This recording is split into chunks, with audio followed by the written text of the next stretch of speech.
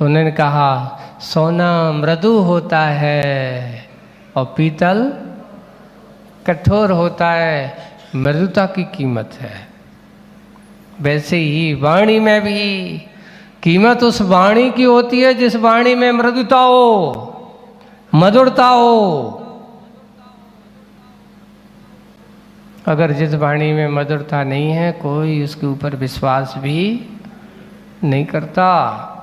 इसलिए वाणी को ऐसी बोलिए मन का आपा खोए, ये कहा गया। ऐसी शब्द कहो जिससे कि अपने अंदर भी अहंकार भी ना हो, ममकार ना हो, भय ना हो, किसी प्रकार की कोई वैमनस्यता ना हो। जो तुम्हारी वाणी को सुने तो उसका भी क्या हो, सुन करके मन प्रसन्न हो जाए। कभी कभार ऐसी वाणी में ऐसे विचार आ जाते हैं जिसके कारण से एक को सुनकर के मन अच्छा हो जाता है और एक की सुनकर के मन खेद खिन्न हो जाता है।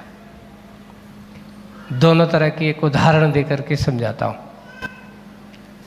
एक व्यक्ति के यहाँ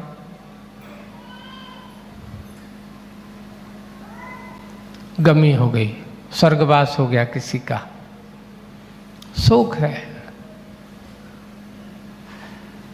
एक बड़े अच्छे पढ़े लिखे अच्छे समय सार का अध्ययन करने वाले आदमी हैं,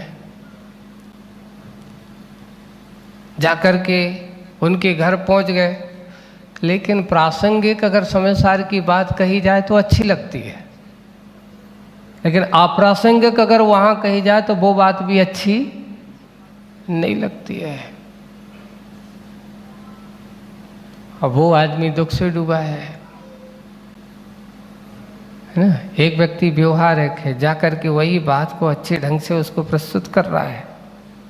और ये बात मैं ये नहीं कह रहा हूँ, उसने गलत नहीं कह रहा है, वो सही कह रहा है, कर्म सिद्धांत की दृष्टि से ये कह रहा है। अब वो आदमी वहां पहुंचा, एक थोड़ा सा रूखा स्वभाव वाला, सीधा सीधा बोलना, ठेठ शब्दों में बोलना। जाकर के उसने कहा, जैसे ही वहाँ गया लोगों की आंखों में आंसू आ गए, रो रहे हैं उसको याद करते हुए।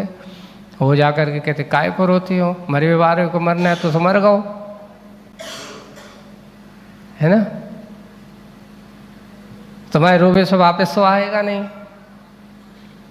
व्यर्थ में आंसू बहाते हो, है ना, तुम्हारे कहने से क्या रोकने वाला था,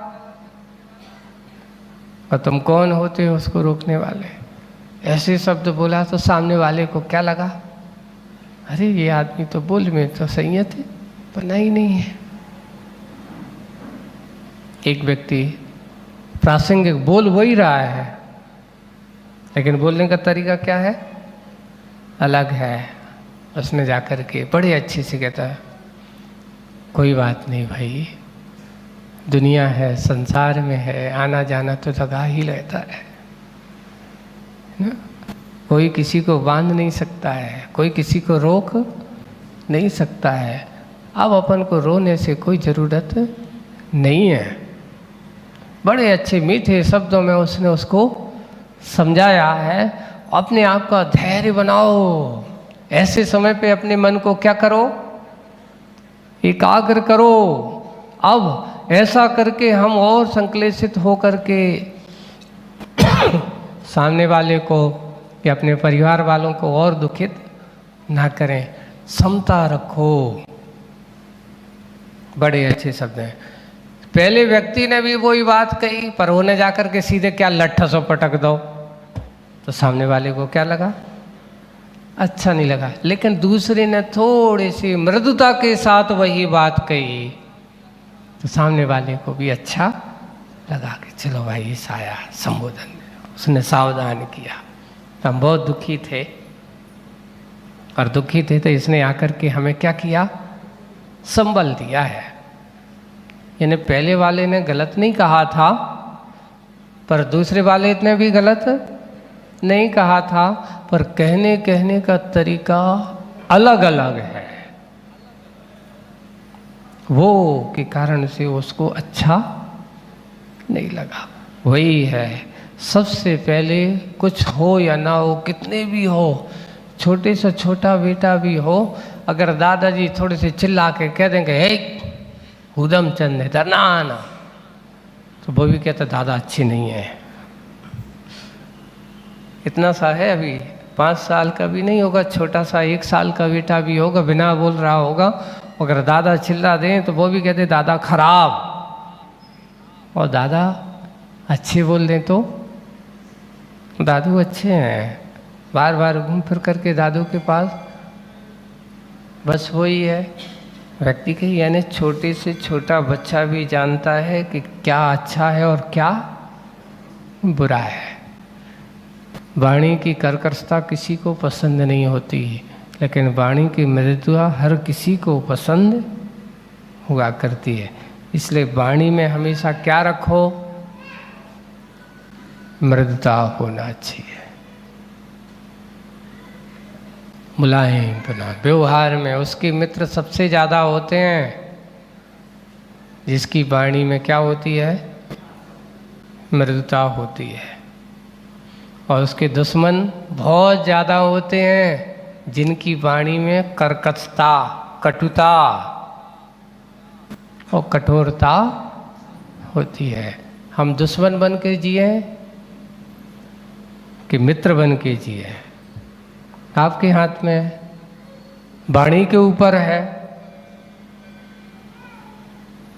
आपकी वाणी अच्छी है तो मित्र से जहाँ जाओगे, जिस गली में जाओगे वहाँ पर सब कहेंगे ये फलाना आदमी आ गया, फलाना बहुत अच्छा आदमी है। इसलिए वाणी में मृदुता। तन मन में कैसी हो, धर्मात्मा का लक्षण, अपने धर्म पर भरोसा करने वाले का लक्षण, सीधा साधा, टेढ़े मेढ़े नहीं।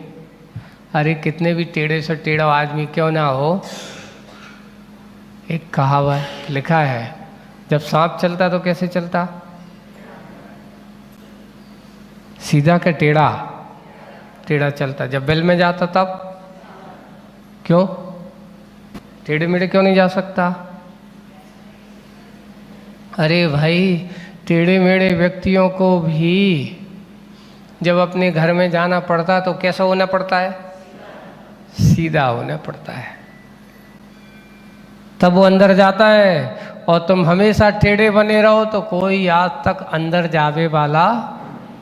आपको धर्म ध्यान करना है, धर्मात्मा बनना है, तो अपने तन को और अपने मन को क्या करना होगा, बिल्कुल सीधा रखो। महाराज सीधे की कीमत ज़्यादा है कि टेढ़े की कीमत ज़्यादा है। अगर सीधे सीधे बोलेंगे तो दुनिया के आदमी सोचेंगे ये तो आदमी भोलो है, बुद्धू है। इसलिए थोड़ी सी क्या करना पड़ती है, लाग लपेट लोगों को डराना पड़ता है, ऐसा करना पड़ता है। ऐसी है। एक बहुत अच्छा प्रसंग पढ़ा था भरत चक्रवर्ती का, बहुत साहित्य की दृष्टि से था वो, पुराण में तो नहीं। भरत चक्रवर्ती एक दिन अपने महल के बाद, क्योंकि श्रावक था है ना, और प्रतिदिन ये मत सोचना चक्रवर्ती बाद में था, सबसे पहले क्या था वो, श्रावक था। प्रतिदिन जाकर के अपने जनेंद्र भगवान की पूजन पाठ करना और अतिथि संविभाग भी करना। भोजनशाला में जाने के पहले सबसे पहले अतिथि संविभाग, हो सकता है कोई नगर के बाहर, अपने महल के बाहर, अब छोटा मोटा घर थोड़ी रहता था, तलवाड़ा जैसा, तो उसका ये क्या होगा, ऐसे कई योजनों में तो उसका महल होता है चक्रवर्ती का। कितने योजनों में, अब भरत चक्रवर्ती का कम से कम 12 योजन का महल था। अब 12 योजन में देख लो आप, 12 में 4 का गुणा कर दो, सोचो 48 किलोमीटर में तो अकेले उसका भवन का क्या था। अगर आप आज के वर्तमान में किलोमीटर में देखें तो 4 कोस का एक योजन होता है। कितने कोस का, तो कितने कोस हो गए, 12 योजन। 12 योजन में गुणा कर दो 4 का, तो 48 कोस, अब कोस में देखो बना लो तो किलोमीटर में बना लो। तो इतना बड़ा तो चक्रवर्ती का क्या था, भवन था। अब उस भवन के बाहर ऐसे बाहर खड़ा होता तो महाराज जी इतने पूरे रोज का तो रोज 48 किलोमीटर चलता होगा। अब ऐसा थोड़ी जहाँ रहता होगा उसके पास में उसके ऐसा रहता होगा वो, ऐसा रोज किलोमीटर इतना चलते होंगे क्या? नहीं, अकेले एक थोड़ी हैं। तुम छोटा मोटा परिवार था कि हम 4 प्राणी हैं, 4 में छोटे सो 96,000 रानियां हैं। कितनी रानियां हैं? 96,000 रानियां हैं। तो अगर देखा जाए उनके और उनके बच्चों को मिलाकर के तो पूरा बांसवाड़ा जिला तो काय में भर जाएगा। अकेले चक्रवर्ती के परिवार में ही भर जाएगा। ऐसे ही इतना बड़ा वैभव अकेले चक्रवर्ती के पास है। अब वो जाकर के भगवान मुनिराजों को द्वारा क्षेपण कर रहा है, पड़गान कर रहा है। और अचानक एक दिन बड़ा पुण्य कर्म का उदय आया। एक मुनिराज जैसे उसने सोचा कि आज बड़ा अच्छा दिन है, आज जैसे आज चतुर्दशी है, शनिवार है, उसका मन हुआ कि काश अगर आज के दिन मुनिराज मेरे घर पे पड़गान हो जाए, मुनिराज को आहार देकर के भोजन करूं तो कितना अच्छा लगेगा। ऐसे सम्यक दृष्टि की भावना होती है जो सच्चे देव सद्गुरु पर विश्वास रखता है कि अगर हम ऐसे पर्व के दिनों में नगर में मुनिराज हैं और ऐसे होने के बाद मैं ऐसा आज के दिन को अपने धन करूं, मुनिराज को क्या दूं? आहार देकर के भोजन करूं। ये उसके दाता का एक लक्षण माना जाता। उसने जाकर के अच्छे से बाहर गया। जैसे ही बाहर पहुंचा सामने से मुनि महाराज आ रहे थे। ओहो, देख करके गदगद हो गया, आज तो धन हो गया। क्या जैसा सोचा था वैसे ही मुझे मुनिराज मिल गए। खड़ा हो गया, खड़ा होकर के उन मुनिराज को पड़गान कर रहा है। और प्रणाम करके अच्छे भक्ति भाव के साथ उसने सोचिए, अपन चक्रवर्ती ये सोचते हैं कि मेरे पास तो बहुत काम धंधा है, मेरे पास समय नहीं महाराजों को आहार देवी खिलाने। लेकिन चक्रवर्ती के पास कितना काम होता होगा बताओ, कितना होता होगा? अरे आपके पास कितना है? अभी तो तुम्हारे पास एक ही खंड भी नहीं है। अरे घर एक ही खंड को नहीं है, फिर भी काम बहुत ज़्यादा है। लेकिन उसके पास 6 खंड का अधिपति है, पूरा भरत क्षेत्र उसका है, राजा हैं, एक नहीं 32,000 मुकुटबद्ध राजा उसके चरणों में नतमस्तक हैं। सारी जगह राज्य के संचालन कर रहा हूँ। लेकिन वो कहता है जिस समय मैं श्रावक हूँ उस समय में चक्रवर्ती सब छोड़ छाड़ देता है।